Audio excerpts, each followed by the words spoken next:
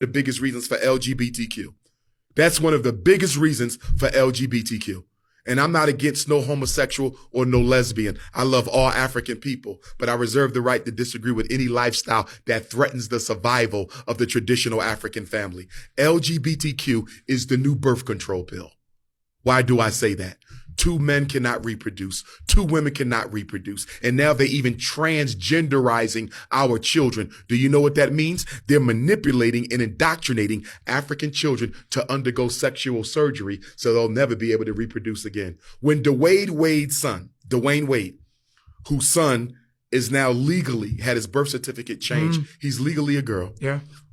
Hormone therapy. When he gets 30 years old and looks in the mirror and says, you know what? I don't like living like this no more. I want to go back to being what God made me, a man. I want to get a wife and I want to have children. We only got one problem, don't we? Your reproductive is gone. We got another problem. Your testosteronic levels are gone.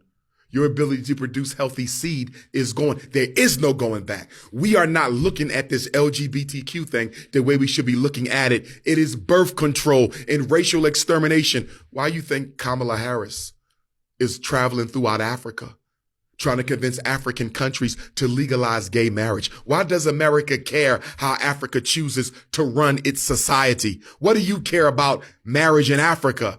Because if we can invade African culture to the point where we can manipulate African children into same-sex relationships or outright transgenderism, which is the extermination of your bloodline, we can start predicting the reduction of the African population. They'll never be able to get rid of all African people, but they can damn sure make a dent in our numbers. But more than that, they can disrupt the natural, traditional, healthy, cultural way that we live our lives, build our families, and run our societies. LGBTQ is one of the greatest weapons of white supremacy against the survival of African people.